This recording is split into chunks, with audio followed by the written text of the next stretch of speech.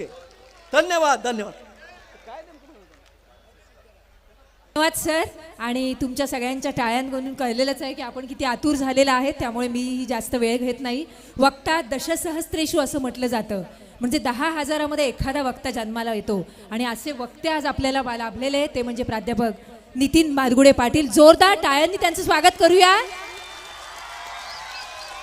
खरोखरच आपणासारखी मीही आतुर आहे त्यांना ऐकण्यासाठी, कारण यूट्यूबवर ऐकणं आणि प्रत्यक्ष ऐकणं यात थोडा फरक आहेच. जय शिवाजी, जय भवानी. मागे जी लोक उभी आहेत त्यांनी प्लीज इथे पुढे येऊन बसा. आपण मागच्या लोकांना विनंती आहे, प्लीज पुढे येऊन बसा. इथे जागा आहे, आपल्याला छान ऐकता येईल.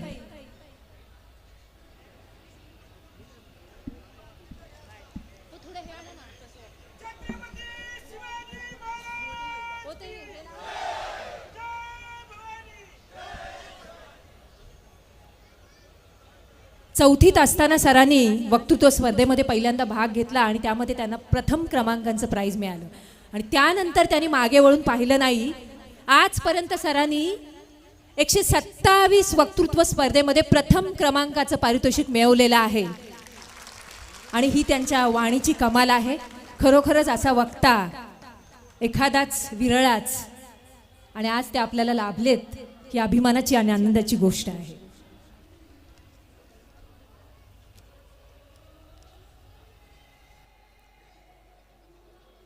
आपण किती उंचीवर पोहोचलो यावर आपलं यश ठरत नाही, त्या उंचीवर आपण किती जणांना घेऊन आलो यावर आपलं यश ठरतं.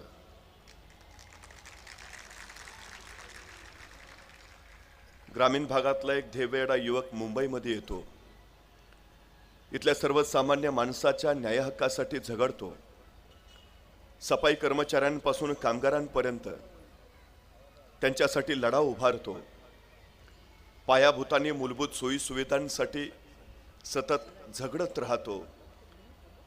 आणि ज्या ज्या महापुरुषांनी या समाजाला स्वतःच्या कर्तृत्वानं अफाट उंची प्राप्त करून दिली त्यांच्या विचारांचा जागर करतो. ते या आजच्या कार्यक्रमाचे संयोजक, सामाजिक परिवर्तन संस्थेचे संस्थापक अध्यक्ष सन्माननीय महादेवजी वाघमारे, ॲडव्होकेट उदयजी कुर्ले, मंचावरचे सर्व सन्माननीय आणि मंचासमोर उपस्थित असलेले आपण सर्व सन्माननीय. इतिहास अनेकांच्या अभ्यासाचा विषय आहे. इतिहास अनेकांच्या संशोधनाचा विषय आहे. इतिहास अनेकांच्या व्यासंगाचा विषय आहे. इतिहास अनेकांच्या अस्मितेचा विषय आहे. इतिहास अनेकांच्या अभिमानाचा विषय आहे. इतिहास अनेकांच्या स्वाभिमानाचा विषय आहे. इतिहास अनेकांच्या प्रेरणेचा विषय आहे. इतिहास घडवणारी माणसं इतिहास विसरू शकत नाहीत आणि इतिहास विसरणारी माणसं इतिहास घडवू शकत नाहीत असं डॉक्टर बाबासाहेब आंबेडकर सांगतात. तर इतिहास म्हणजे महापुरुषांची चरित्र मालिका असं स्वामी विवेकानंद म्हणतात. तर सामाजिक, राजकीय, धार्मिक आणि आर्थिक कालपट म्हणजे इतिहास होय असं कार्ल मार्क्स म्हणतात. खरं तर मृतपाय झालेल्या समाजाला चैतन्य द्यायचं असेल तर छत्रपती शिवाजी महाराजांशिवाय पर्याय नाही असं सांगून महात्मा ज्योतिबा फुले कुळवाडी भूषण म्हणत छत्रपती शिवाजी महाराजांचा पोवाडा लिहितात. तर आपल्या प्रत्येक पत्राची सुरुवात जय शिवराय करूनच डॉक्टर बाबासाहेब आंबेडकर आपलं पत्र लिहितात. ही सगळ्यात मोठी गोष्ट आहे. खरं तर एखादा माणूस गेल्यानंतर त्याची स्मारकं पुतळे होणं स्वाभाविक आहे, पण एखाद्या माणसाच्या हयातीतच त्याच्या कार्याची कर्तृत्व स्मारकं उभारत असतील. ते बंद कर, डिस्टर्ब नका करू. काय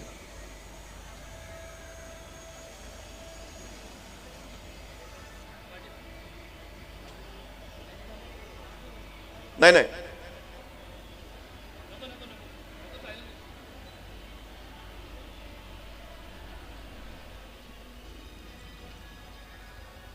एखादा माणूस गेल्यानंतर त्यांचे स्मारक पुतळे होणं स्वाभाविक आहे, पण एखाद्या व्यक्तीच्या हयातीतच त्यांच्या कर्तृत्वाची स्मारक उभारत असतील तर ते त्यांच्या कार्याचं सर्वोत्तम मोठेपण आहे. महाराज दक्षिण दिग्विजयाच्या निमित्तानं आंध्र प्रदेशमध्ये गेले आंध्रातल्या त्या मुक्कामात महाराजांनी श्रीशैल मल्लिकार्जुनच्या मंदिरात दर्शन घेतलं. महाराजांनी दर्शन घेतलं, महाराज बाहेर आले, मंदिराचा परिसर न्याहाळला आणि महाराजांच्या लक्षात आलं मंदिर देखणं आहे, मंदिर सुबक आहे, पण मंदिराला घाट नाहीयेत. आणि महाराजांनी आंध्र प्रदेशच्या त्या मुक्कामात श्रीशैल मल्लिकार्जुनच्या मंदिराचे सगळे घाट बांधून काढले. आतापर्यंत अनेक राजे आले गेले असतील, अनेकांनी त्या मंदिरात दर्शन घेतलं असेल, अनेकांनी त्या पाहिलं असेल, त्या मंदिराला घाट नाहीत, पण ते घाट बांधावेत असं वाटलं ते फक्त छत्रपती शिवाजी महाराजांना.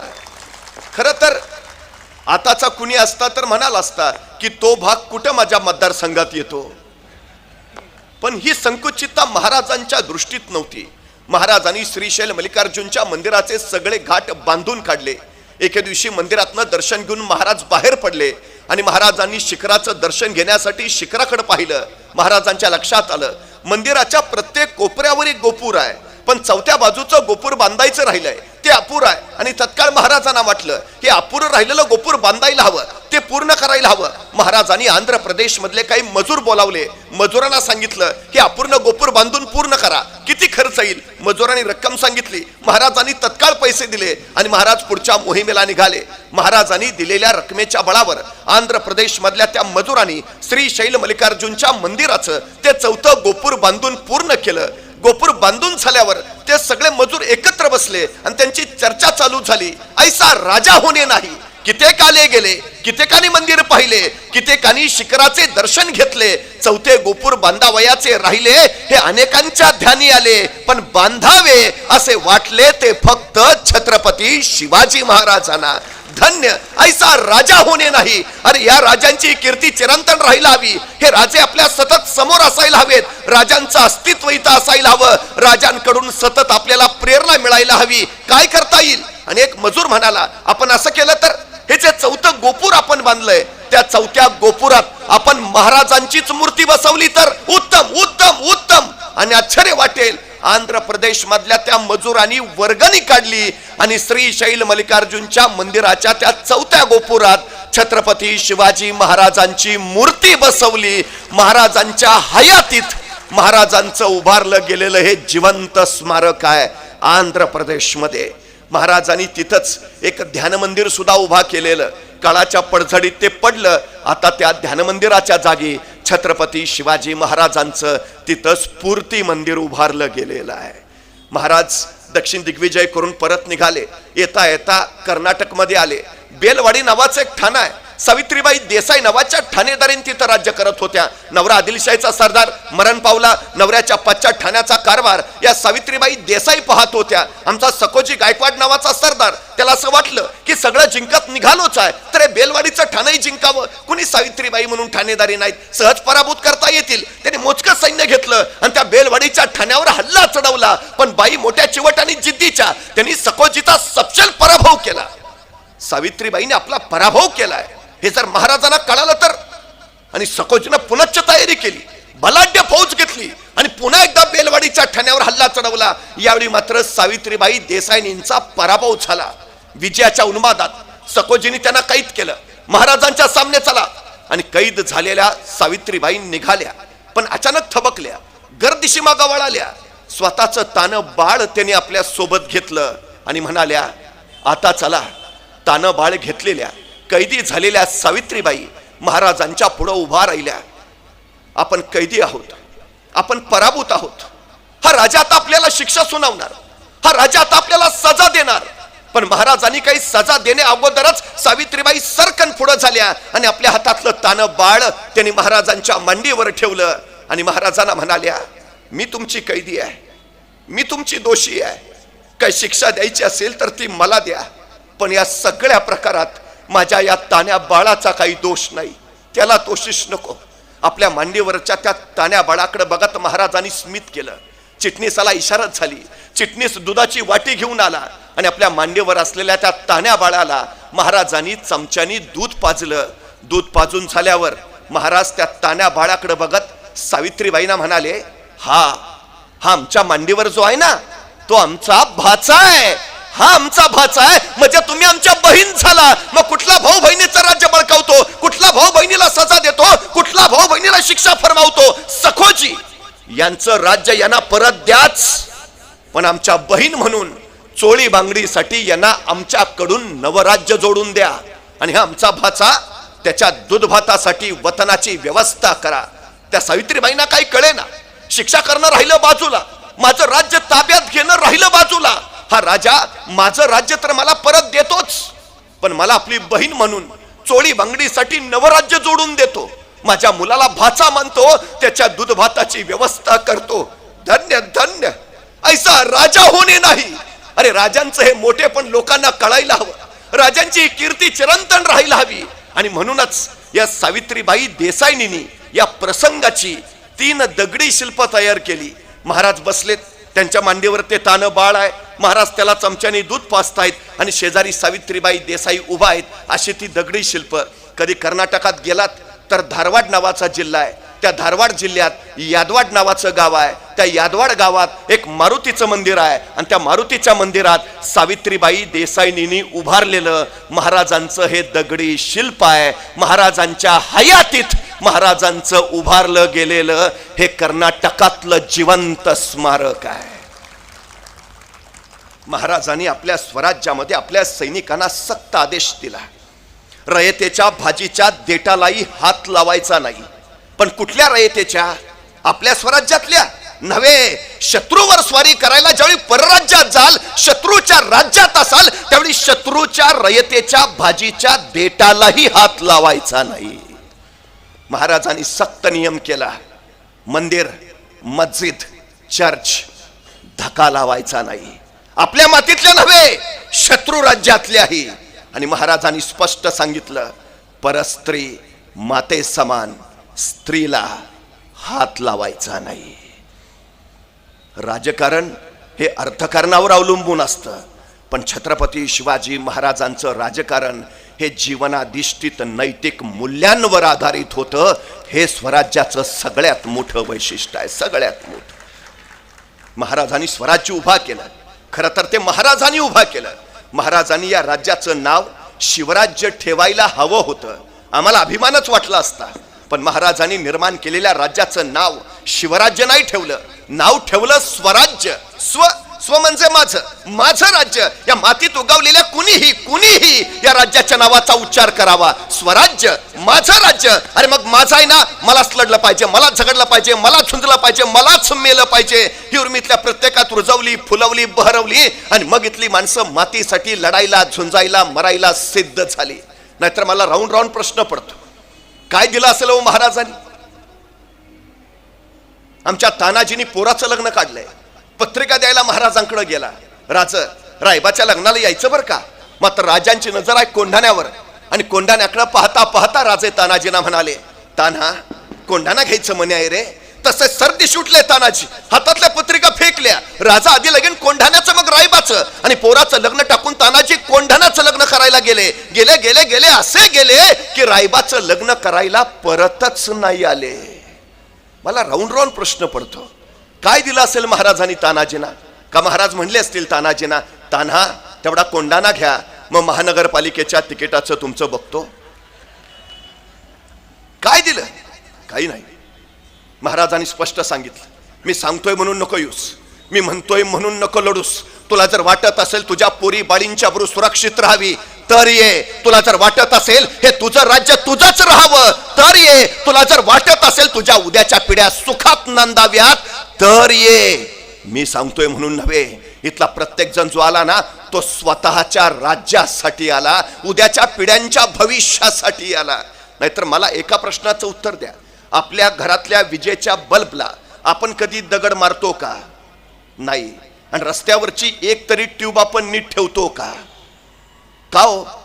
कारण घरातला बल्ब माझा असतो, रस्त्यावरची ट्यूब माझी नसते. ज्या दिवशी रस्त्यावरची ट्यूब माझी होईल ना, त्या दिवशी हा देश महासत्ता होईल. महाराजांनी ते केलं.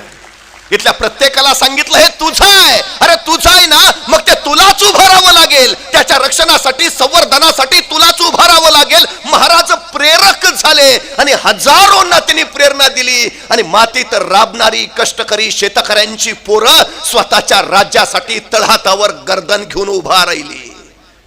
हे सगळ्यात मोठं वैशिष्ट्य आहे. काय निर्माण केलं महाराजांनी? दगडामातीचे गडकोट जरूर उभारले, पण त्याही पेक्षा महत्वाचं गडकोटासारखी बुलंद आणि बलाढ्य माणसं महाराजांनी तयार केली. हे सगळ्यात मोठं वैशिष्ट्य आहे महाराजांचं. कुणी घ्या, तानाजी, बाजी, येसाची, कोंडाची, प्रत्येकाचं आयुष्य सांगतं कसं जगावं आणि कसं मरावं. नॅशनल कॅरेक्टर्स पैदा केलीत महाराजांनी, राष्ट्रीय चारित्र्य घडवलंय राजांनी. महाराजांचं हे सगळ्यात मोठं मोठं कर्तृत्व आहे. महाराजांनी माणसं घडवली, माणसं. याच माणसांच्या बळावर हे स्वराज्य उभा केलं. स्वराज्य उभा राहिलं, पण महाराजांनी पहिला विचार केला, या भूमीमध्ये राज्य नव्हते असं नाही. देवगिरीचं राज्य होतं, विजयनगरचं साम्राज्य होतं, पण उद्ध्वस्त झालं. आपण उभा करत असलेलं स्वराज्य तेही कदाचित नाही. हे स्वराज्य चिरंतन राहिलं पाहिजे. हे रयतेचं राज्य आहे. सैन्य राजासाठी नव्हे, राज्यासाठी लढलं पाहिजे. हा पहिला क्रांतिकारी विचार महाराजांनी दिला आणि त्यातनं हे रयतेचं राज्य उभा राहिलं. हिंदवी स्वराज्य हे लोककल्याणकारी राज्य तयार झालं, हे चिरंतन राहिलं पाहिजे. आणि म्हणूनच महाराजांनी पहिला विचार केला, या स्वराज्याला धोका कुठून, महाराष्ट्राला धोका कुठून. आणि महाराजांच्या लक्षात आलं, महाराष्ट्राला धोका जमिनीवरनं नाही, महाराष्ट्राला धोका समुद्रावरनं आहे. 350 वर्षापूर्वी सांगितलं महाराजांनी. परवा मुंबईवर 26/11 दहशतवादी हल्ला झाला आणि मग आम्हाला कळालं महाराज म्हणत होते ते खरं होतं. महाराष्ट्राला 750 किलोमीटरची किनारपट्टी लाभली आहे.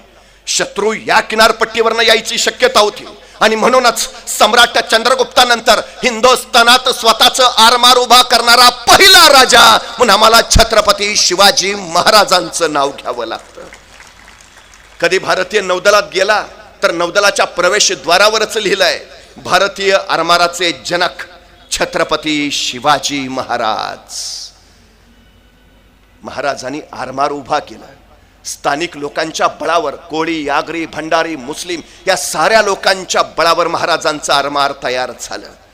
महाराज आरमारासाठी इंग्रजांकडनं जहाजं घ्यायचंय, पोर्तुगीजांकडनं तोफा घ्यायचंय, डचांकडनं दारुगोळा घ्यायचंय. इंग्रज देतही होते, पोर्तुगीज देतही होते, पण महाराजांनी विचार केला, इंग्रज आज जहाजं देत आहेत, पोर्तुगीज आज तोफा देत आहेत, डच आज दारुगोळा देत आहेत, पण उद्या हे देणं त्यांनी बंदच केलं तर. आणि महाराजांच्या लक्षात आलं, जी माणसं दुसऱ्याच्या खांद्यावर उभा असतात ती केव्हाही ढासळतात, पण जी माणसं स्वतःच्या पायावर उभा असतात त्यांना कोसळण्याचा धोका नसतो. स्वराज्य स्वतःच्या पायावर उभा राहिलं पाहिजे. आणि महाराजांनी रत्नागिरी जिल्ह्यातल्या विजयदुर्गला जहाज बांधायचा कारखाना काढला, मुंबई जवळच्या कल्याणला आरमाराची गोदी काढली, मावळ प्रांतामध्ये तोफा ओतायचा प्रचंड मोठा कारखाना सुरू झाला. स्वराज्यासाठी लागणारा दारुगोळा स्वराज्यातच तयार होऊ लागला. महाराजांनी उद्योगशीलता आणि उद्यमशीलता हे 2 अलौकिक गुण या महाराष्ट्राला दिले. जे गरजेचं आहे ते इथंच निर्माण होईल, ते केलं जाईल. हा विलक्षण स्वयंरोजगाराचा संदेश महाराजांनी दिला. महाराजांच्या स्वराज्याच्या आरमाराच्या बनावटीची जहाज दर्यात तरंगू लागली, पण एखाद्या जहाजात अवजड तोफ चढवली तर त्या तोफेच्या ओझ्यानं जहाज डचमळायचं, सबब नेम चुकायचा, तोफेचा गोळा पुढे सुटला, दाब मागा पडला की जहाज पाण्यात बुडायचं. महाराजांनी विचार केला, काहीतरी केलं पाहिजे, काहीतरी केलं पाहिजे. विचार करून महाराज इथं कल्याणच्या कारखान्यात आले, सगळ्या कामगारांना गोळा केलं, मी सांगतो तसं जहाज तयार करा, मी सांगतो तसं. आणि महाराजांनी सांगितलं असं असं असं, आणि तसं तसं जहाज तयार झालं. तत्कालीन काळात पाण्यावर अत्यंत जलद गतीनं पाळणारं, किती ओझं ठेवलं तरी न डचमळणारं, तोफेचा गोळा पुढे सुटला, दाब मागा पडला तरी पाण्यात न बुडणारं असं विलक्षण जहाज महाराजांनी निर्माण केलं. स्वराज्याच्या बनावटीची ही विलक्षण जहाज दर्यात उतरली. इंग्रजांच्या आरमाराबरोबर पहिली लढाई झाली आणि इंग्रजांचा मराठ्यांच्या आरमाराने सपशेल पराभव केला. इंग्रजांचा गव्हर्नर सुरतेच्या गव्हर्नरला कळवतो आहे की जोपर्यंत शिवाजी महाराजांसारखी जहाज आपल्या आरमारात येत नाहीत तोपर्यंत स्वराज्याचा आरमाराचा पराभव करणं कठीण आहे. ज्या इंग्रजांकडनं जहाज विकत घ्यावी लागायची त्या इंग्रजांनी मग महाराजांनाच पत्र पाठवलं, तुम्ही तयार केलेलं जहाज आम्हाला विकत देता का. महाराजांनी या जहाजाचं नाव ठेवलं संगमिरी जहाज. ही महाराजांची निर्मिती आहे, महाराजांची. महाराजांनी स्पष्ट सांगितलं, देश आमचा, भूमी आमची, मग समुद्रही आमचाच हवा. महाराजांच्या पूर्वी आपली नौका जर समुद्रात घालायची म्हटलं तर पोर्तुगीजांचा परवाना लागायचा. महाराजांनी ती हुकूमत मोडीत काढली आणि दर्याला बेसन घालून स्वराज्यातला दर्या स्वराज्यातच स्वतंत्र करून ठेवला. हुकूमत महाराजांची चालू झाली. एक इंग्रज असं लिहितो की नशीब शिवाजी महाराज जमिनीवर जन्माला आले. शिवाजी महाराज जर पाण्यावर जन्माला आले असते ना तर 150 वर्ष राज्य करणं लांब राहिलं. इंग्रजांना हिंदुस्थानचा नीट चेहरा सुद्धा बघता आला नसता. काय विलक्षण कार्य करून ठेवलंय महाराजांनी, किती विलक्षण. 350 वर्षापूर्वी 750 किलोमीटरच्या सागरी किनारपट्टीवर महाराजांनी ही किनारपट्टी सुरक्षित करण्यासाठी तब्बल 85 किल्ले उभारले. जंजिरा घ्यायचा प्रयत्न केला पण अपयशी ठरला आणि म्हणून जंजिराच्या उरावर महाराजांनी दुसरी शिवलंका उभा केली. 84 बंदरे ऐसी जागा नाही. सिंधुदुर्ग, महाराजांनी सिंधुदुर्ग किल्ला उभारला. आणि किती बारकाईनं माहिती आहे, सिंधुदुर्ग किल्ल्याचं बांधकाम चालू असताना महाराज आपल्या किल्लेदाराला कळवतायत, वाळू चाळून घ्या, वाळूस माती चिकटून राहणार नाही याची काळजी घ्या, नाहीतर लाटांनी माती वाहून जाईल आणि भिंत पोकळ होईल. हा राजा इतकी बारकाईनं काळजी घेतोय. 350 वर्ष झाली सिंधुदुर्ग किल्ला बांधलाय महाराजांनी. त्या लाटांच्या तडाख्याने सिंधुदुर्गाची दगडं झिजलीत, पण 2 दगडांना सांधणारा जो चुन्याचा चिरा आहे ना तो अजून जसाच्या तसा आहे. लाटांच्या तडाख्यानं दगड 4-4 इंच आत झिजत गेलीत, पण दगडांना सांधणारा चुन्याचा चिरा मात्र 4-4 इंच अजून तसाच बाहेर आहे. मी निष्ठा या चुन्याच्या चिऱ्याला मानतो, दगड झिजतील, निष्ठा नाही. दगड निसर्गानं निर्माण केली, झिजली, पण मधला चुन्याचा गिलावा महाराजांनी निर्माण केलाय, तो झिजला नाही. अहो, गेल्या महिन्यात बांधलेला पूल मागच्या आठवड्यात ढासळला आणि लोक विचारायला लागली, काय मिक्सर वापरलंय कुणास ठाऊक, काय मिक्सर वापरलंय कुणास ठाऊक. 350 वर्षापूर्वीचे महाराजांचे गडकोट बघून सुद्धा लोक हेच विचारतात, अजून जसेच्या तसे महाराजांनी काय मिक्सर वापरलंय कुणास ठाऊक. मिक्सर काही का असेना, पण त्या मिक्सरमध्ये प्रामाणिकपणा होता एवढं मात्र नक्की. त्या मिक्सरमध्ये इमानदारी होती एवढं मात्र नक्की. हे स्वराज्य महाराजांनी या संस्कार मूल्यांवर उभा केलंय. हे महाराजांच्या स्वराज्याचं सगळ्यात मोठं वैशिष्ट्य आहे. सिंधुदुर्गाचं बांधकाम चालू होतं आणि महाराज ते बांधकाम पाहायला तिथं गेले. महाराजांनी गड निहाळला, विलक्षण, अलौकिक. अनेक कामगारांनी महाराजांना सांगितलं, महाराज आपलं कार्य अपूर्व, आपण दर्याला व्यसन घालत आहात. आणि अचानक महाराजांचा पाय चालता चालता चुन्याच्या ओल्या गिलाव्यावर पडला. महाराजांच्या डाव्या पायाचा ठसा त्या सिंधुदुर्गाच्या ओल्या बांधकावर उमटला. कामगार म्हणाले, महाराज आपण आज आलात, पण आपण इथं सतत असावं असं आम्हाला वाटतं. आपलं अस्तित्व इथं चिरंतन राहावं. महाराज आपल्या पायाचा ठसा आहेच, आपल्या हाताचा ठसाही आम्हाला द्यावा. आणि त्या ओल्या चुन्याच्या गिलाव्यात महाराजांच्या हाताचा ठसाही उमटला. आजही तुम्ही सिंधुदुर्गावर गेला तर महाराजांच्या हाताचा आणि डाव्या पायाचा ठसा आता कानोडा करून सुरक्षित करून ठेवलाय. महाराजांच्या हयातीत महाराजांचं उभारलं गेलेलं हे महाराष्ट्रातलं जिवंत स्मारक आहे, सिंधुदुर्ग. महाराजांनी सुरतेवर छापा मारला.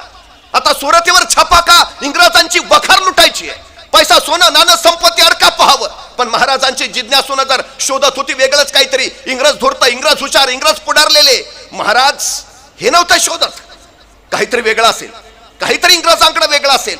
आणि महाराजांची जिज्ञासून जर भिरभिरत राहिली आणि अचानक एका कोपऱ्यात महाराजांना कसलं तरी यंत्र सापडलं. महाराजांनी उचललं आणि सोबत आणलं.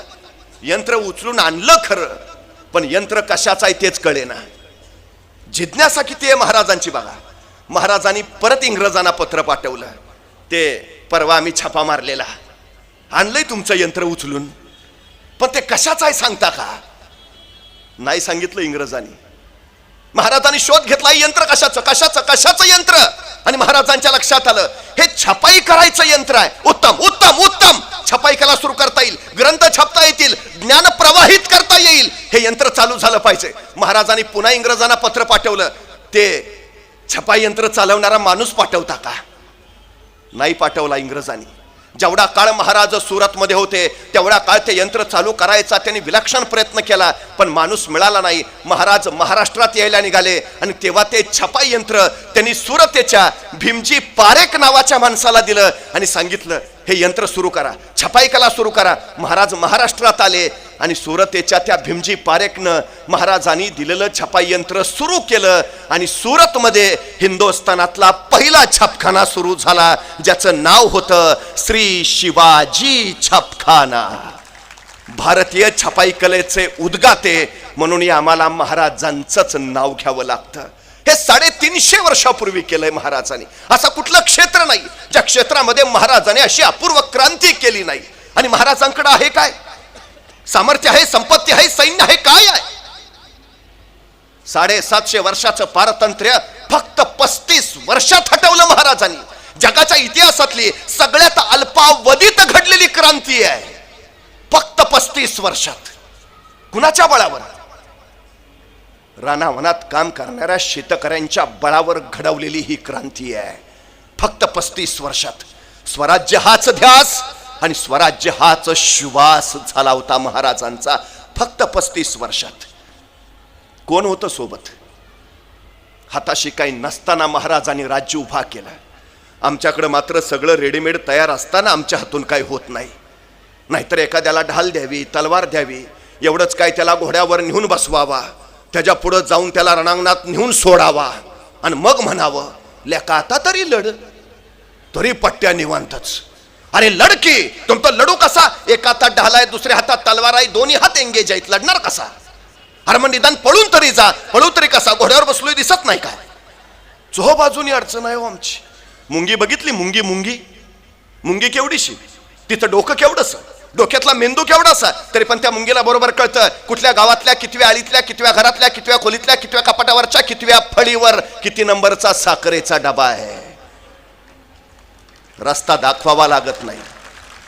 मुंगी कणभरच असते, मनभर साखर फस्त करते.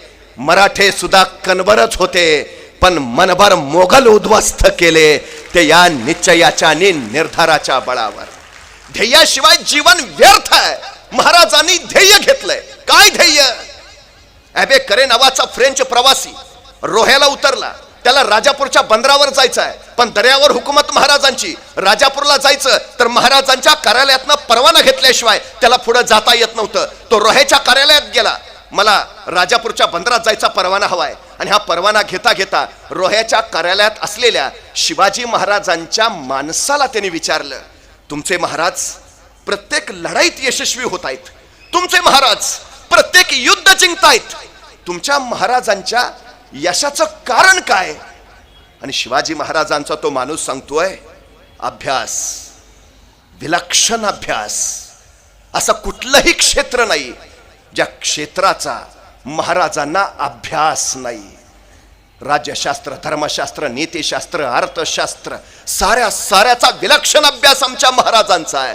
महाराजांना फक्त इतिहासच नव्हे तर सारा भूगोल पाठ आहे. नद्या, नाले, डोंगर, पर्वत, कडे, कपाऱ्या सार महाराजांनी स्वतः महाराष्ट्राच्या क्षेत्रा प्रांताचे नकाशे तयार करून घेतलेत.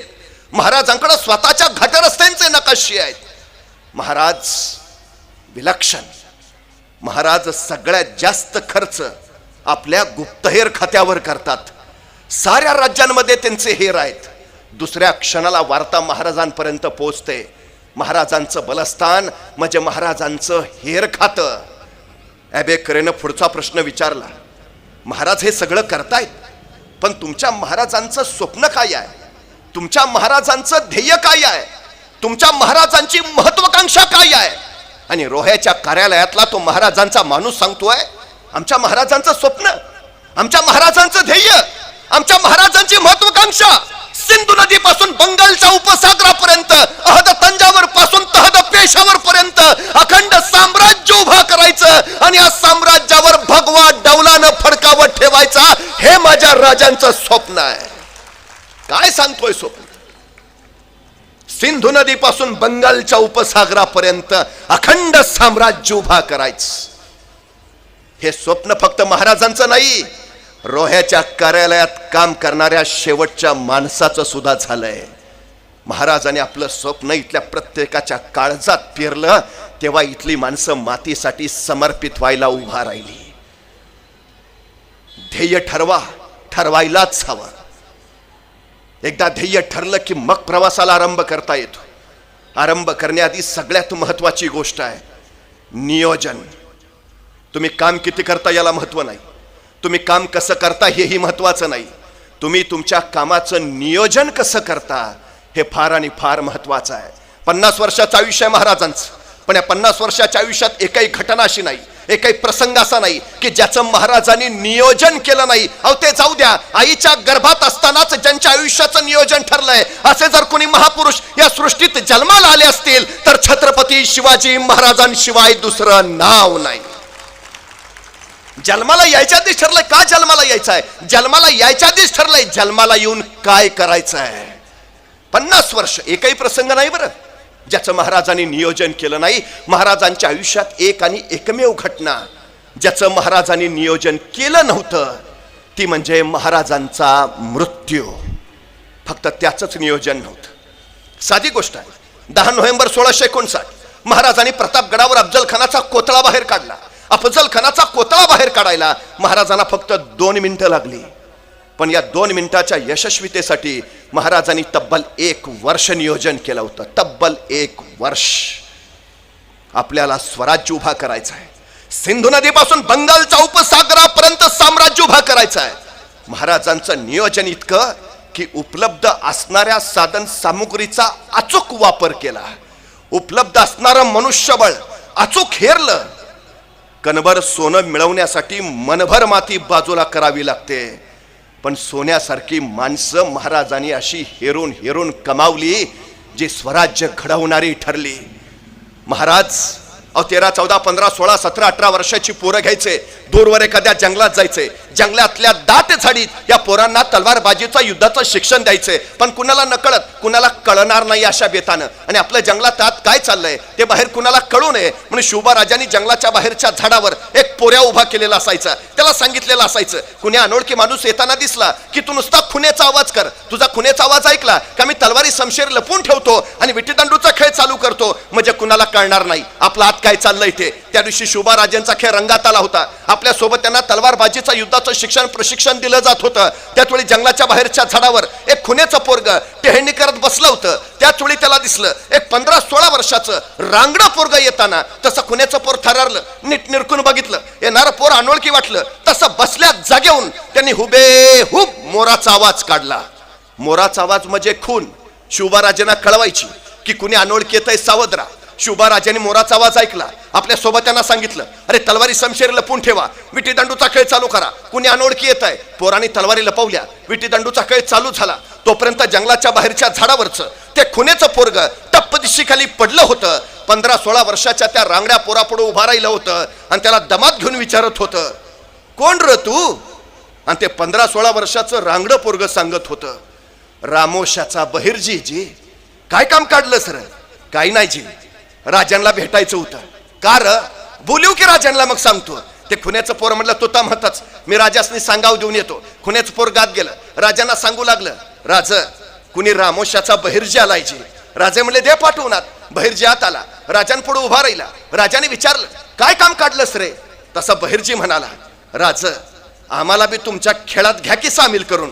राजाने विचारलं, काय येतं तुला? सगळं येतं जी, कसला बी आवाज काढतो, कुणाची बी नक्कल करतो. राजा वेशांतर तर असा करतो की तुम्ही बी ओळखायचा नाही. राजांना पटलं, वाटलं माणूस कामाचा. असं असं असं मग चल ये ये ये ये ये आत्तापासूनच आमच्या खेळात ये. तसा बहिर्जी घुटमळला, म्हटला राज उद्यापासून येतो की जी. कार नाही, बापाला सांगावा दिला असता राज, बापाला सांगून उद्यापासून येतो की जी.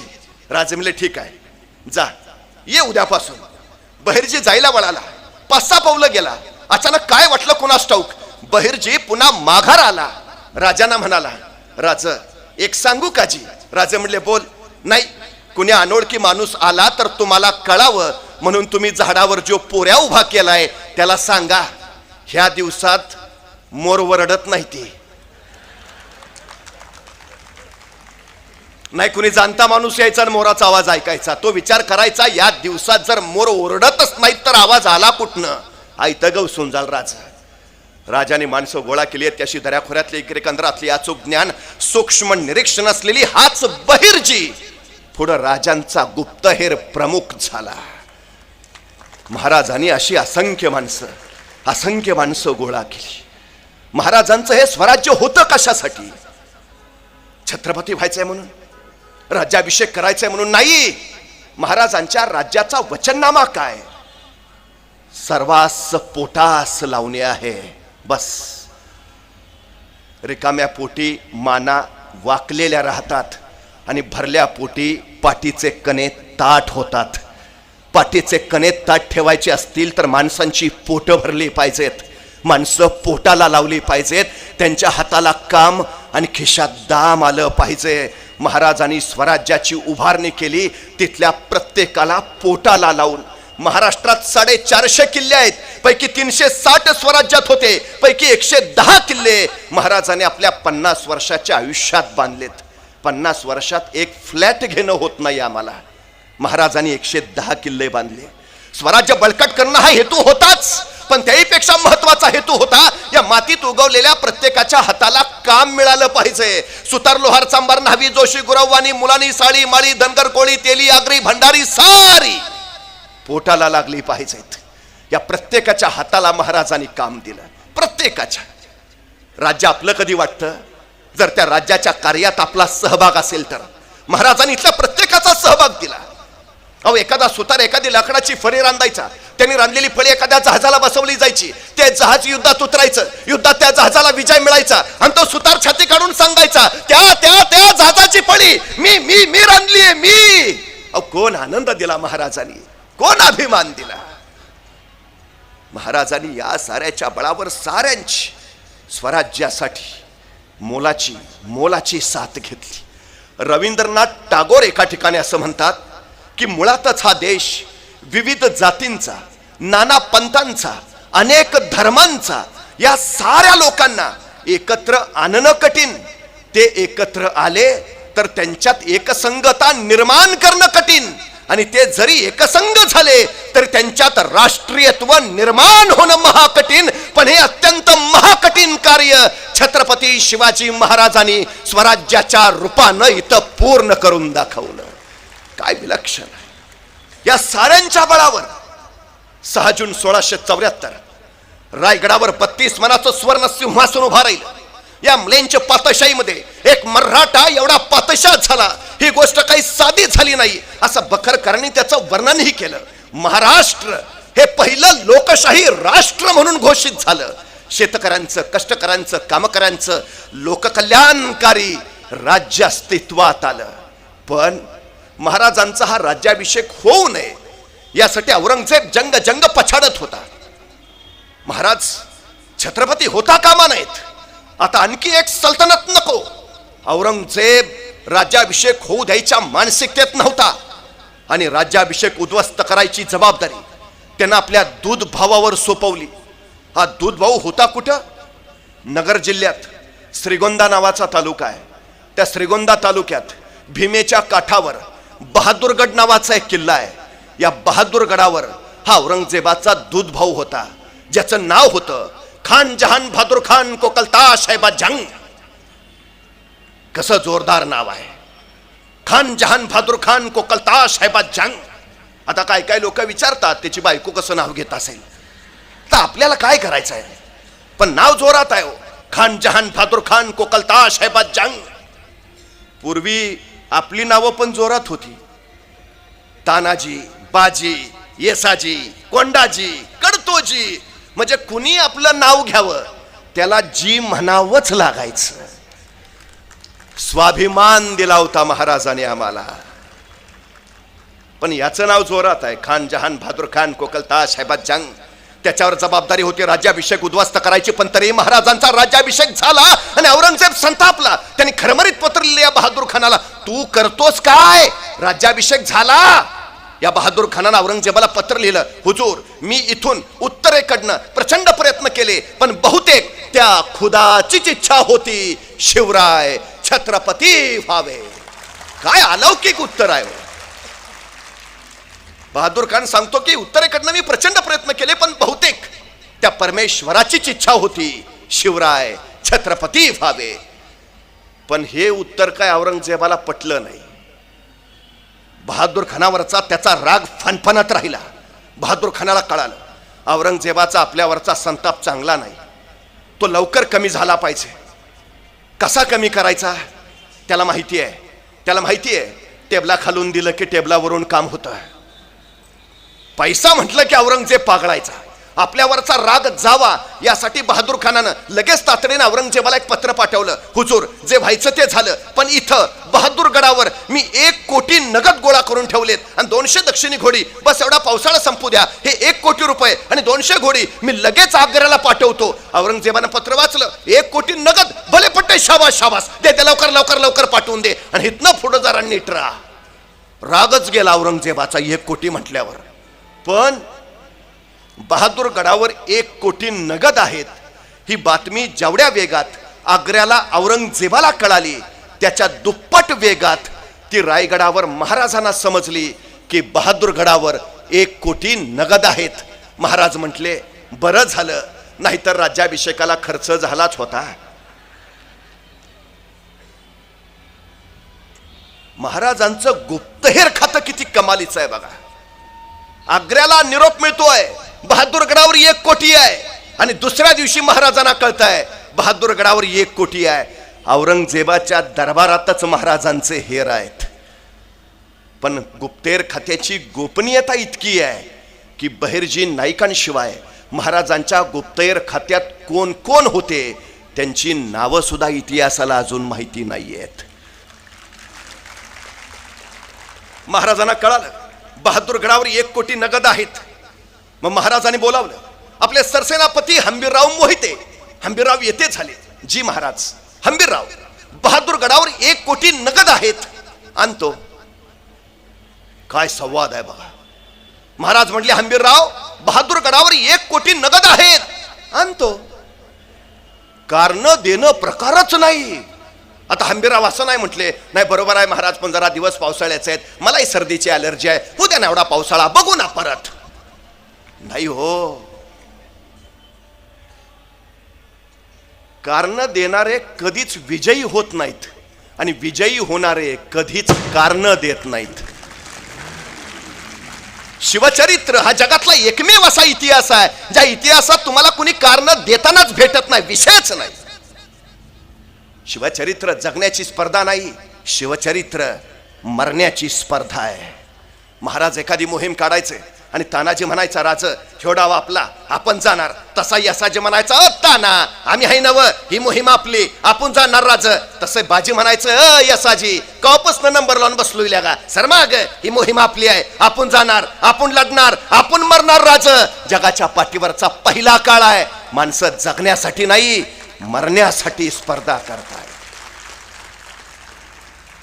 काय दिलं असेल ओ महाराजांनी? काही मरण्यासाठी स्पर्धा आहे. सिद्धी जव्हरचा वेढा पन्हाळ्याला पडलाय. 65,000ची फौज. महाराजांनी 1 डिसेंबर 1659 ला पन्हाळा घेतला आणि पन्हाळा ताब्यात आल्यावर काही दिवसातच त्या पन्हाळ्याच्या पायथ्याच्या गावातली काही तरणीबाण पोरं स्वराज्यात दाखल झाली. त्यातच एक जण होता पन्हाळ्याच्या पायथ्याच्या नेबापूर गावचा शिवा काशीद. 2-3 महिने झाले आणि सिद्धी जव्हरचा वेढा पडला. शिवा नाव राजांच, दिसायचा राजांसारखा हुबहू. महाराजांनी या शिवाला बोलावणं धरलं. शिवा, आमचं रूप घेतोस? ए शिवा, सिद्धीच्या भेटीला जातोस? होय रे शिवा, मरायला तयार होतोस? शिवा म्हणला, होतो. झाला, गेला, परत आलाच नाही. 6 महिन्याची ओळख आहे हो फक्त महाराजांनी शिवा काशीची, 6 महिन्याची. या 6 महिन्याच्या काळात महाराजांनी त्या शिवा काशीच्या उरात असं काय पेरलं असेल की शिवा काशीत मरायला तयार व्हावं? काय एकीकडं सिद्धीशी तहाची बोलणी करायला शिवा काशीत निघालेत, तर त्याच वेळी पन्हाळ्याच्या पश्चिमेकडून रात्रीच्या किर्र काळोखात पावसाळ्या वादळी रात्री महाराज विशाळगडाकडे निघाले. सोबत बाजी प्रभू, फुलाजी प्रभू आणि बांदल सेना. तब्बल 21 तास अखंड प्रवास करून महाराज मसाईच्या पठारावर पोहोचले आणि त्याच वेळी चाहूल लागली. शत्रू पाठलागावर आहे आणि बाजी प्रभू महाराजांना म्हणाले, राजे निमे लोक घेऊन आपण पुढे निघा, आम्ही निमे लोक येथे झुंजितो, साहेबकारी आम्ही मरितो, आमच्या मुला लेकरांसाठी महाराज साहेब समर्थ. काय सांगतायत बाजी प्रभू? आपण निमे लोक घेऊन पुढे जा. महाराज म्हटले, नाही बाजी, सोबत लढू. आणि कडाडले बाजी, नाही राज, लाख मेले तरी चालतील पण लाखाचा पोशिंदा वाचला पाहिजे, राजा निघा. निमे लोक घेऊन महाराज पुढे निघाले आणि बाजी प्रभू सांगतायत, निमे लोक घेऊन आम्ही इथे झुंजितो, साहेबकारी मरितो. तयारी आहे समर्पित व्हायची. का? आम्हाला काळजी करायचं कारणच नाही. का? आपण स्वतः आमच्या पाठीशी आहात, आमच्या मुला लेकरांसाठी आमचे महाराज साहेब समर्थ. असं काय केलं असेल महाराजांनी? राज्याभिषेकाच्या वेळी स्वराज्याची महाराजांनी घटना बनवली आहे, ज्याला मी कानून जाप्ता म्हणतो. मी राज्य उभारलं, मी छत्रपती, याचा अर्थ कुणी काही म्हणेल आणि राज्य तैसे चालेल ऐसे होणार नाही. राज्य घटनेच्या चौकटीतच चालेल. महाराजांनी अष्टप्रधान मंडळ तयार केलं, प्रत्येकाला कार्य, कर्तव्य, नियम, नियमावली आखून दिली. या अष्टप्रधान मंडळाचे 30 विभाग केले, त्याच 30 विभागात 600 कर्मचारी नेमले, प्रत्येकाला जबाबदारी दिली. नियमांनाच राज्य चालेल. आमच्या अनाजी दत्तोनी एका गरीबाचे 2 आणे देणं बाकी ठेवलं आणि त्या गरीबानं तक्रार महाराजांकडे केली आणि संतापले महाराज. अनाजी दत्तोंवर कडाडले, त्या गरीबाचे काय म्हणून 2 आणे देणं बाकी ठेवलं? याऊ परायचा कुसूर झाल्या स्वामी भीड धरणार नाहीत, स्वामी जीवेच मारितील. 2 आण्याचा सवाल आहे फक्त. कारभार कसा आहे? इतका कडक कडेकोट. गजाखिंडीमध्ये निम्या लोकांनी शिवबाजी प्रभू खिंड लढवत राहिले. राजे विशाळगडाकडे निघाले, कडाडत राहिले बाजी. जाऊन सांगा त्या यमाला, जोपर्यंत राजे विशाळगडावर पोहोचल्याचे तोफांचे आवाज आमच्या कानावर पडत नाहीत तोपर्यंत हा बाजी प्राण सोडणार नाही. राजे विशाळगडावर पोहोचल्याचे तोफांचे आवाज कानावर पडले आणि शिर तुटले, बाजी कोसळले, स्वराज्यासाठी समर्पित झाले. गजखिंड पावन खिंड झाली. फुलाजी प्रभू, बांदल सेना सारे मारले गेले. महाराज बाजी प्रभू फुलाजी प्रभूंच्या सिंध या गावी गेले, त्यांच्या कुटुंबियांचं सांत्वन केलं. बाजी प्रभू फुलाजी प्रभूंना एकूण 8 मुलं. महाराजांनी त्यांच्या 8ही मुलांना स्वराज्याच्या सेवेत दाखल करून घेतलं. अनुकंपा तत्वावर नोकरी ही योजना शिवाजी महाराजांची. आता तुम्ही असा विचार कराल, ठीक आहे, ज्यांची मुलं योग्य वयात आहेत त्यांना सेवेत दाखल घेता येईल करून, पण ज्या सैनिकांची मुलं छोटी आहेत आणि आता तो सैनिक मारला गेला, युद्धात धारातीर्थी पडला, त्या छोट्या मुलांचं काय? महाराजांनी रायगडावर स्वराज्यासाठी खर्ची पडलेल्या आपल्या सैनिकांच्या मुलांसाठी बाल दरवेशी गृह उभारलंय, ज्याला मी आता वसतिगृह म्हणतो. बाल दरवेशी गृह. आपल्या सैनिकांच्या मुलांचं संगोपन, संवर्धन, शिक्षण, प्रशिक्षण हे सगळं स्वराज्यातून केलं जायचं आणि ती योग्य वयात आल्यावर त्यांना स्वराज्याच्या सेवेत घेतलं जायचं. ठीक आहे, लहान मुलांचंही झालं. आता काही सैनिक असे असतील, नुकतंच लग्न झालंय आणि तो युद्धावर गेला, मारला गेला, आता घरी फक्त विधवा पत्नी आहे, त्याचं काय? आपल्या खर्ची पडलेल्या सैनिकाच्या विधवा पत्नींसाठी महाराजांनी फॅमिली पेन्शनची व्यवस्था केली आहे. 350 वर्षापूर्वी पेन्शनची व्यवस्था. किती पेन्शन तेही ठरवलंय. तो सैनिक युद्धात मारला गेला त्यावेळी त्याला शेवटचा पगार जेवढा असेल त्या पगाराच्या निम्मी रक्कम त्याच्या पत्नीला आयुष्यभर पेन्शन म्हणून स्वराज्यातून दिली जायची. आता ठीक आहे, काही सैनिक असे असतील ज्यांचं अजून लग्नच झालं नाही आणि ते लढाईत गेले आणि मारले गेले, आता घरी फक्त वृद्ध आई वडील आहेत, त्यांचं काय? महाराजांनी त्यांचाही विचार केलाय. अशा सैनिकांच्या वृद्ध आई वडिलांसाठी महाराजांनी अडीशेरी नावाची योजना सुरू केली आहे. या वृद्ध आई वडिलांना दरमहा 2.5 शेर धान्य स्वराज्यातून दिलं जायचं.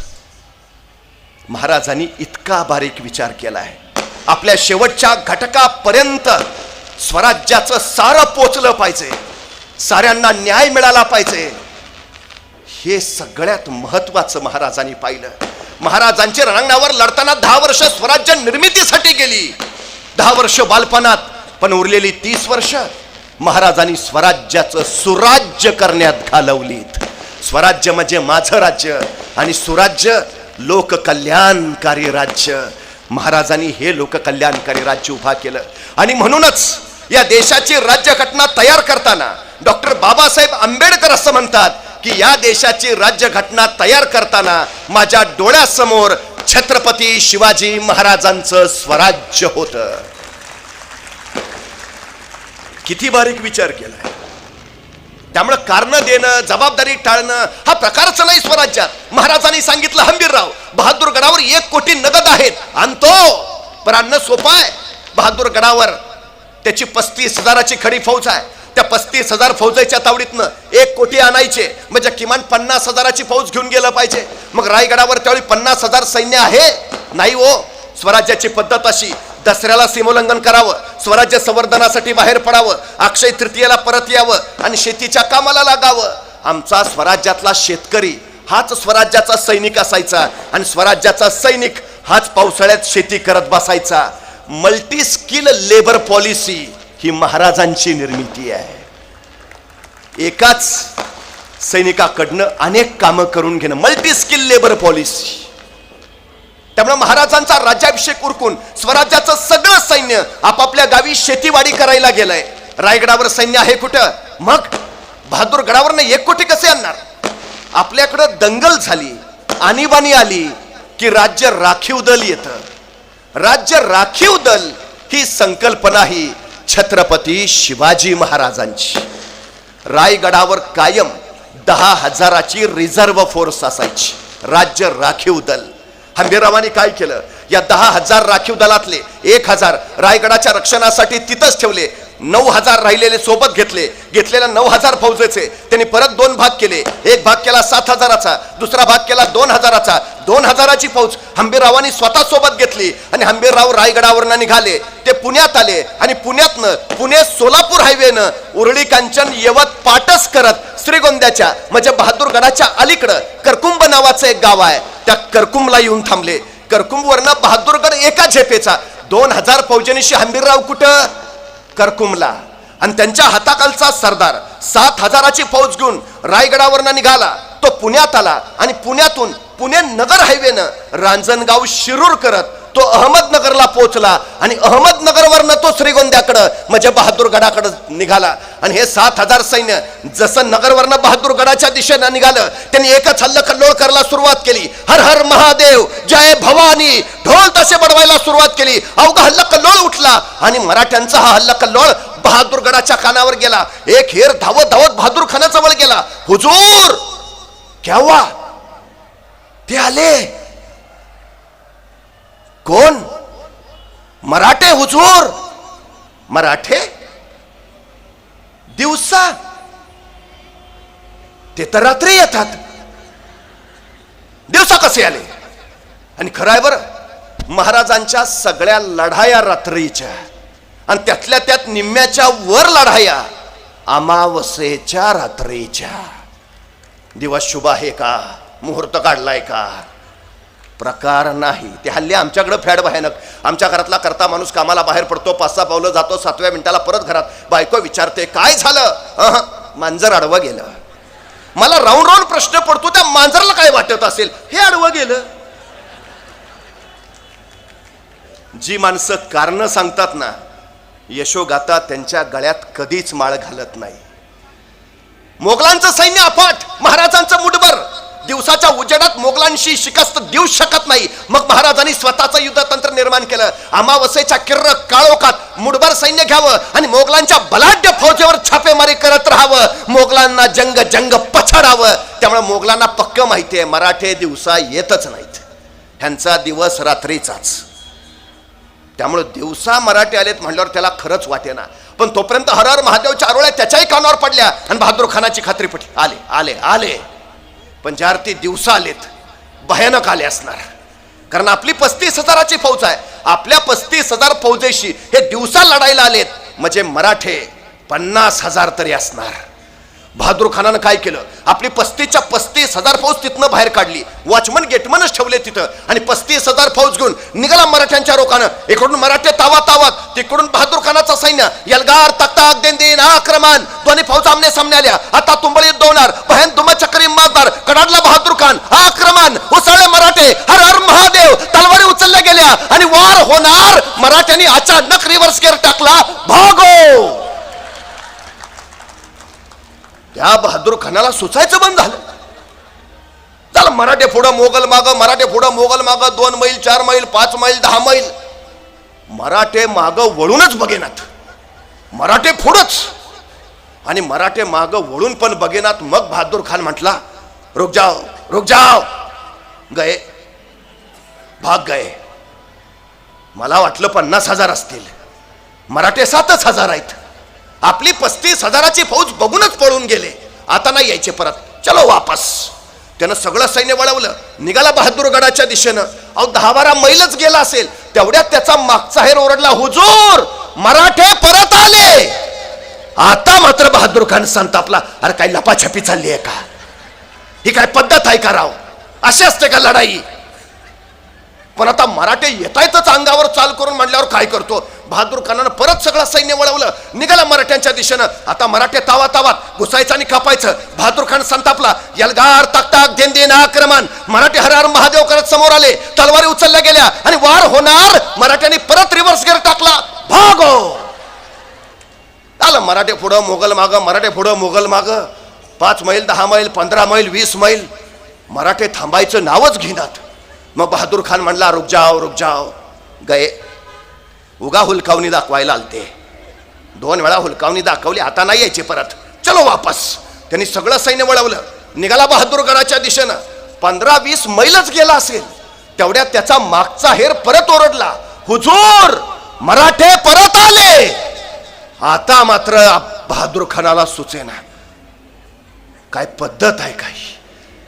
पण त्याच वेळी त्याने आपल्या सैनिकांना सांगितलं, आता काय व्हायचं ते होऊ द्या, आता जातील तिथपर्यंत ताणायचे, नाहीतर दिवसभर खेळवत बसतील हे आपल्याला. त्यानं पक्क ठरवलं, काय व्हायचं ते होऊ द्या, आता जातील तिथपर्यंत ताणायचे. बस आपल्या सैनिकांना त्यांनी सांगितलं, चजगरा सावध राहा, सैतान हे मराठे कुठेही गायब होतात, कुठूनही उगवतात. पोटात काही नसलं तरी पाठीचे कणे ताट ठेवतात, दुश्मन संपवतात आणि मग पुढ्यात येतात. वैतागलेला, पुरता वैतागलेला बहादूर खान. त्यांनी पुन्हा तयारी केली, सज्ज होऊन तो निघाला मराठ्यांच्या रोखानं. आता मराठ्यांनी ठरवलेलं घुसायचं आणि कापायचं. बघता दोन्ही फौज आमने सामने आल्या. आता पुन्हा तुंबाळीत दोणार, तलवारी उचलल्या गेल्या आणि वार होणार. मराठ्यांनी परत रिव्हर्स गिअर टाकला, भागो. झालं मराठे पुढं मोगल मागं, मराठे पुढं मोगल मागं. 5 मैल 10 मैल 15 मैल 20 मैल नगर आलं. बहादूर खान मागच. बघता मराठे शिरूरला पोचले, बहादूर खान मागच. जसे बहादूर खानाचं सैन्य शिरूरला पोचलं, बहादूर खानाचा एक सरदार म्हणला, हुजूर अब लौट चलते हैं. गए मराठ, तू गप, काय व्हायचं ते होऊ दे, पण आता जातील तिथपर्यंत ताणायचं. बास त्यांनी पक्क ठरवलेलं, आता सोडायचं नाही.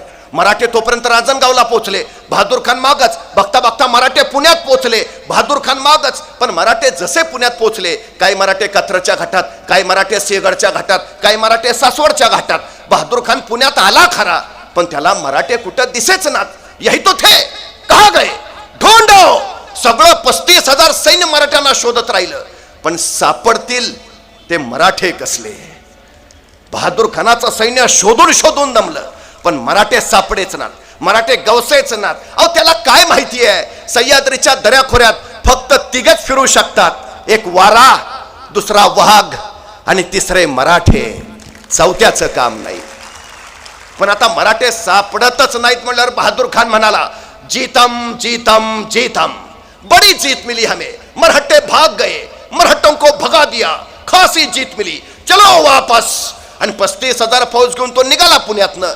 पण बहादूर खान आपल्या 35,000 फौजेनिशी पर पुण्यात पोहोचलाय, एवढीच बातमी हेरानी तिकडं करकुमला उभा असणाऱ्या हंबीररावांना दिली. तो तिकडून पार पुण्यात पोचलाय, इकडून रान मोकळच आहे. हंबीररावांनी करकुमची आपली 2000 फौज घेतली, एका झेपेत बहादूरगड गाठला. तिथं वॉचमन गेटमन थाबडून सुजवले, आत जाऊन 1 कोटी उडवले. 200 दक्षिणी घोडी ताब्यात घेतली. किल्ल्यात जेवढं किमती सामान होतं, किमती ऐवज होता, तेवढा सगळा घोड्यावर लादला. हंबीररावांना खरं तर किल्ल्यातलं सगळंच घ्यायचं होतं, पण नाईलाजानं घेता नाही आलं. शेवटी अत्यंत दुःखाने त्यांनी ते पेटवून दिलं. आणि मग 1 कोटी नगद 200 दक्षिणी घोडी त्याच्यावर लादलेला ऐवज घेऊन हंबीरराव परत बहादूरगडावरनं करकुंब, पाटस, येवत, उरळी, कंचन करत पुण्यातनं रायगड, इकडं जीतम जीतम करत बहादूर खान पोचला होता नगरला. नगरवरनं निघाला होता बहादूरगडाच्या दिशेनं. जसा जसा बहादूरगड जवळ यायला लागला, त्याला नुसता धूरच दिसायला लागला. त्याला काय कळे ना. मग एक सुजलेला वाचलेला त्याच्या पुढ्यात आला. बहादूर खानानं त्याला विचारलं, ये क्या है? तो सुजलेला म्हणाला, हुजूर सब ले गए. कौन? मरहट्टे हुजूर. मरहट्टे? तो हम किनके पीछे थे? मरहट्टों के हुजूर. तो इधर कौन आया था? मरहट्टे हुजूर. ऐसा कैसे हो सकता है? ऐसा ही हुआ हुजूर. आणि मग त्याला कळालं, मराठ्यांनी असं बनवलं होय. म्हणजे 7000 मराठ्यांनी आपल्याला इकडून इकडं पळवत नेलं आणि 2000 मराठ्यांनी इकडं काम तमाम केलं. या खुदा कैसे है ये मरहट्टे? मला सांगा, शत्रू किती? 35,000. महाराजांची फौज किती? 9,000. मग महाराज असं म्हटले का हो, त्यांचे 35,000 आहेत, आपले 9,000 आहेत, डिपॉझिट पण राहणार नाही, कशाला अर्ज भरा?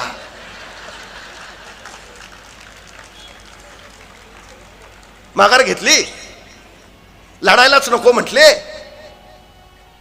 काय केलं महाराजांनी? महाराजांनी पर्याय निर्माण केला. त्यांचे 35,000, आपले 9,000. आपले वाढवता येत आहेत का? नाही महाराज, आपले वाढवताच येत नाही. ठीक आहे, मग त्यांचे कमी करा. काय पर्याय काढला? आपले वाढवता येत नाही ना, त्यांचे कमी करा. यशाची 4 सूत्र आहेत. सांगा म्हणजे कळेल, मागा म्हणजे मिळेल, शोधा म्हणजे सापडेल, आणि ठोठवा म्हणजे उघडेल. ज्याला हे जमलं त्याला यश मिळालं. महाराजांनी आम्हाला पर्याय निर्माण करायला शिकवलं. आपले वाढवता येत नाही ना, ठीक आहे, त्यांचे कमी करा. 35च्या 35,000 पुण्यात नेऊन ठेवले. वॉचमन गेटमनच तिकडं. काय सांगितलं महाराजांनी? जोपर्यंत ध्येयापर्यंत पोहोचत नाही तोपर्यंत माघार नाही. हे यशाचं सूत्र आहे. तुम्ही हारला म्हणून अयशस्वी होत नाही, तुम्ही प्रयत्नच सोडला म्हणून तुम्ही अयशस्वी होता, हे लक्षात घ्या.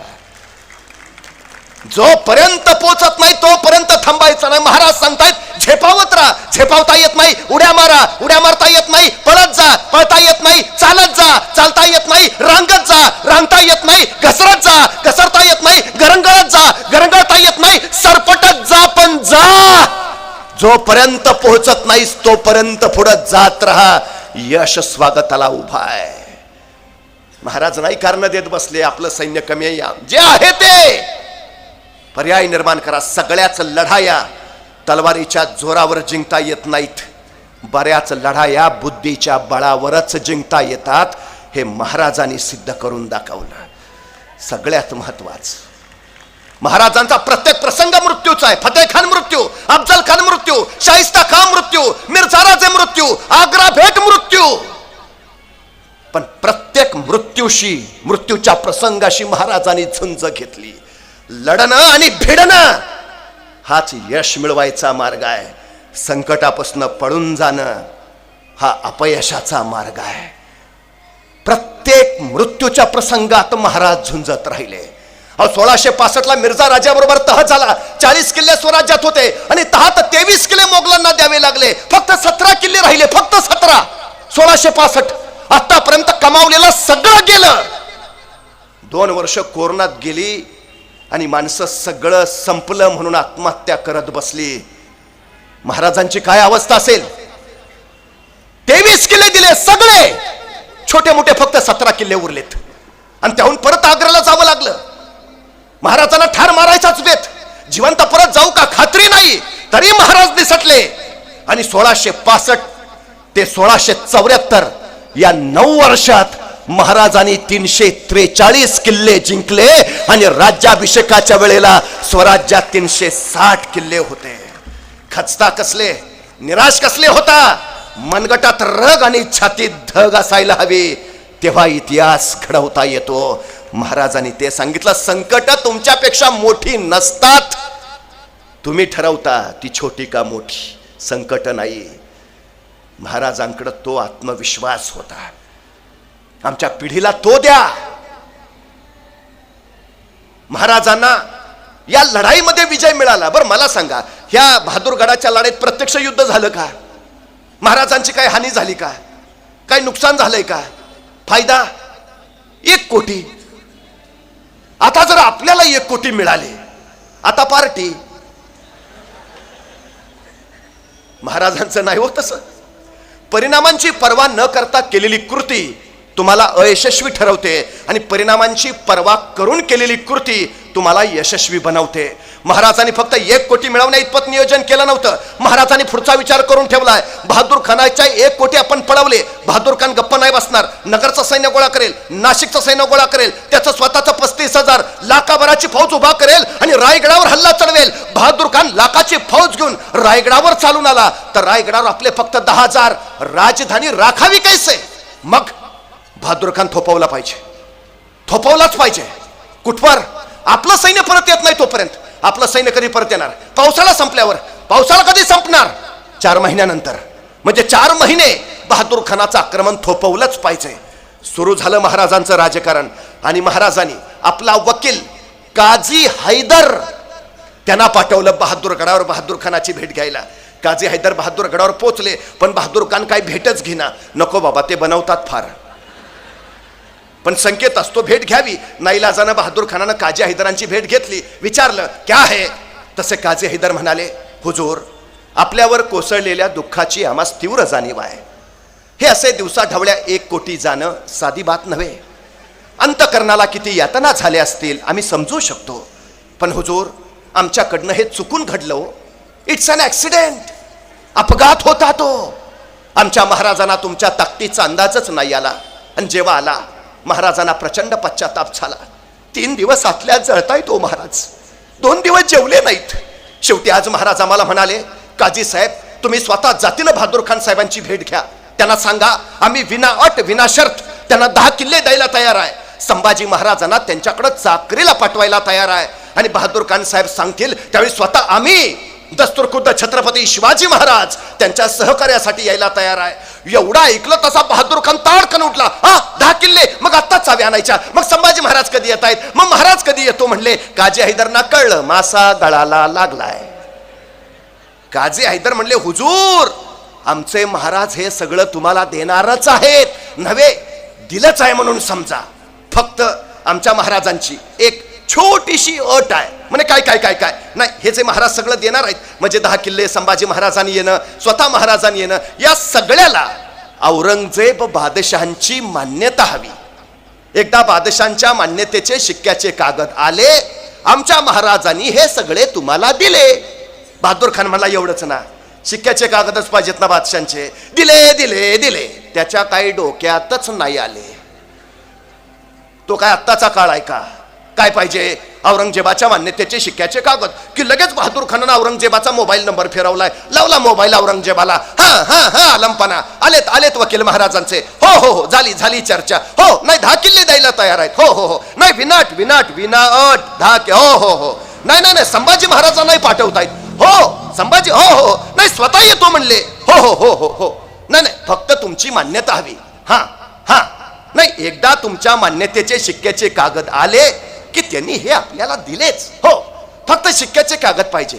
हो, ईमेल करताय, व्हॉट्सअपला द्या ना पाठवून. नाही हो एवढा वेगवान काळ. मग काय करायला लागेल? काय हवंय? औरंगजेबाच्या मान्यतेचे शिक्क्याचे कागद. तो निरोप घेऊन सांडणी स्वार महाराष्ट्रातून आग्र्यात जाणार. जायला लागणार 2 महिने. आग्र्यातून तो औरंगजेबाचे शिक्क्याचे कागद घेणार आणि आग्र्यातनं परत महाराष्ट्रात येणार. यायला जाणार 2 महिने. झाले किती? आक्रमण किती काळ रोखायचं आहे? 4 महिने. आता महाराज एवढं सगळं ऐतं द्यायला तयार आहेत म्हणून हे 4 महिने बहादूर खान निवांत. मात्र या 4 महिन्यात महाराजांनी रायगडावर 80,000ची फौज गोळा करून ठेवली आणि महाराज म्हटले, ये आता कधी पण. औरंगजेबानं पाठवलेले शिकीचे कागद बहादूरगडावर पोहोचले. जसे कागद आले, बहादूर खानानं तातडीनं आपले 2 वकील लगेच रायगडावर पाठवले. जा जा जा, ते महाराजांना द्या, त्यांच्याकडनं ते 10 किल्ले संभाजी महाराज ते सगळं घेऊन या. वकील पोहोचले रायगडावर, महाराजांची भेट घेतली. महाराजांनी विचारलं, बोला काय काम काढलं? तसे वकील म्हटले, नाही ते तुमचे वकील आले होते आमच्याकडं. कोण? ते काझी हैदर. कशाला? ते तुम्ही नाही का आमची 1 कोटी पळवले? कधी? अहो ते तुमचे हंबीरराव आलते. कुठं? अहो तुमचे हंबीरराव आलते, त्यांनी 1 कोटी पळवले. मग तुमचे काझी हैदर आले, ते म्हणले 10 किल्ले देतो, संभाजी महाराजांना पाठवतो. ताडकन उठले महाराज. तुमच्या त्या बहादूर खानानं तलवारीचा साकुटला तेग दिमाग दाखवला की आमचा पुत्र धरावा तुम्हाकडं, तुरंत चालते व्हा, नाहीतर अपमान पावाल. मान खाली घालून गेली वकील. बहादूर खान वाटच बघत होता. बहादूर खानानं विचारलं, क्या हुआ? वकील म्हटले, पुन्हा फसवलं हो. बरं सगळं कळवलंय औरंगजेबाला, आता काय करायचं? बिचारा बहादूर खान. जे घडलं होतं सगळं औरंगजेबाला कळवलं. आणि शेवटी पत्रात आणखी एक वाक्य लिहिलं, हुजूर त्या शिवाजी राजांनी आम्हाला फसवलं. त्याच्या या पत्रावर औरंगजेबानं जे उत्तर पाठवलंय ते आम्ही आमच्या पोरांच्या पाठ्यपुस्तकात छापायला पाहिजे. औरंगजेब लिहितो, तुम्ही माझे सरदार इथून प्रचंड बजमीत घेऊन जाता, अफाट खजिना नेता, बलाढ्य फौजा घेऊन जाता. तिथं त्या सह्याद्रीच्या दऱ्याखोऱ्यात त्या शिवाजी राजांबरोबर लुटूपुटूच्या लढाया खेळता आणि नंतर मला कळवता त्या शिवाजी राजाने आम्हाला फसवलं. अरे ते शिवाजी राजे तुम्हाला फसवतात तरी कसे आणि तुम्ही फसता तरी कसे? औरंगजेबाच्या याही पत्राला बहादूर खानानं उत्तर पाठवलं. तो म्हणाला, हुजूर आपण मला विचारलं ते शिवाजी महाराज आम्हाला कसे फसवतात आणि आम्ही कसे फसतो. हुजूर ते शिवाजी महाराज आग्र्यात सुद्धा आले होते, तुम्हाला कसं फसवलं? आम्हालाही तसंच फसवलं. काय करतो औरंगजेब? जोपर्यंत शिवाजी महाराज हयात होते औरंगजेब चुकून महाराष्ट्रात आला नाही. चुकून. भीती होती. सरदारांचा पराभव केल्यावर किमान त्यांच्यावर रागावता तरी येत आहे. महाराजाने आपलाच पराभव केला तर रागवावं कुणावर नाही आला तो. मी जाणीवपूर्वक विधान करतो, छत्रपती शिवाजी महाराज हे 17व्या शतकातले आंतरराष्ट्रीय कीर्तीचे सेनापती आहेत. आंतरराष्ट्रीय, जगात तुलना नाही, तुलनाच नाही. कारण महाराजांच्या 50 वर्षाच्या आयुष्यात त्यांच्या पुढे जेवढे शत्रू आले त्यातले फक्त 2 भारतीय आहेत आणि बाकीचे सगळे भारताबाहेरचे आहेत. त्या साऱ्यांचा महाराजांनी पराभव केलाय. फक्त 2 भारतीय, एक मिर्झा राजा जयसिंह तो इथला आहे आणि 2 अफजल खा तोही इथला आहे. हे 2 वगळता उरलेले जेवढे शत्रू आहेत सगळे भारताबाहेरचे आहेत. पुण्याच्या लाल महालावर महाराजांनी जगातला पहिला सर्जिकल स्ट्राईक केला आणि शाहिस्ता खानाची बोट छाटली. तो नवाब शाहिस्ता खान तुर्कस्तानचा नवाब आहे, तुर्कस्तानचा. महाराजाने त्याला असा तडाखा दिला, तो जो रातोरात गेला परत आलाच नाही. इथं उंबरखिंडीत लोणावळ्याजवळ शिवाजी महाराजांनी कारतलब खानाला कोंडून मारलं. हा कारतलब खा उझबेकिस्तान म्हणजे आताच्या ताश्कंद रशियाचा आहे. महाराजांनी त्याचा पराभव केला. सिद्दी जौहर, सिद्दी सलामत खा इथोपियाचे आहेत. इथोपिया. दिलेर खान अफगाणिस्तानचा आहे. बेहलोल खान पठाण, सिकंदर चिदर खान पठाण इराणचे आहेत. या साऱ्यांचा महाराजांनी पराभव केला. इंग्रज इंग्लंडचे, फ्रेंच फ्रान्सचे, पोर्तुगीज पोर्तुगालचे, साऱ्यांचा. 17व्या शतकातील आंतरराष्ट्रीय कीर्तीचे सेनापती छत्रपती शिवाजी महाराज. शिवाजी महाराजांच्या आग्र्याच्या प्रकरणातून प्रेरणा घेऊन नेताजी सुभाषचंद्र बोस इंग्रजांच्या नजरकैदेतून निसटले. महाराजांसारखीच त्यांनी वेषांतराची कल्पना घेतली आणि नेताजी देशांतर करून भारताबाहेर गेले. बाहेर जाऊन त्यांनी आझाद हिंद फौजेची उभारणी केली आणि आझाद हिंद फौजेच्या आपल्या आझाद हिंद सैनिकांना त्यांनी स्वातंत्र्याचा एकच महामंत्र दिला, शिवराय शिवराय आणि शिवराय. परवा एक पाश्चात्य विचारवंत भारतामध्ये आला होता. तो असं म्हणाला की तुमची भारतीय पोरं खरंच भाग्यवान आहेत. खरंच भारतीय पोरं भाग्यवान आहेत, कारण आमच्या पोरांना प्रेरणा द्यायला आम्हाला काल्पनिक सुपरमॅन तयार करावे लागले. आमच्या पोरांना प्रेरणा द्यायला आम्हाला काल्पनिक रॉबिनहुड बनवावे लागले. आमच्या पोरांना प्रेरणा द्यायला आम्हाला काल्पनिक स्पायडरमॅन तयार करावे लागले. तुमची भारतीय पोरं भाग्यवान, त्यांना प्रेरणा द्यायला खुद्द छत्रपती शिवाजी महाराज आणि छत्रपती संभाजी महाराज या मातीत जन्माला आले. आपण भाग्यवान आहोत. आपण शिवछत्रपतींच्या भूमीत जन्माला आलो आहोत. शिवछत्रपतींचं स्वराज्य, ते सुराज्य, महाराजांनी निर्माण केलेली लोकशाही, ती समता, ती मानवता आणि साऱ्यांना सोबत घेत राष्ट्रीयत्वाची निर्माण केलेली विलक्षण भावना, याच्या बळावरच उद्याचा समाज, उद्याचं राष्ट्र आम्हाला घडवता येईल. शिवरायांचा जागर करत, शिवरायांच्या विचारांवर कृती करत पुढे जाऊया ही अपेक्षा व्यक्त करतो. आजच्या कार्यक्रमाचे संयोजक, ज्यांच्यामुळं हा सगळा सोहळा इथं साकार झाला, ते महादेवजी वाघमारे यांना पुनश्च एकदा शुभेच्छा देतो, अभिनंदन करतो, आपल्या सगळ्यांची रजा घेतो. धन्यवाद.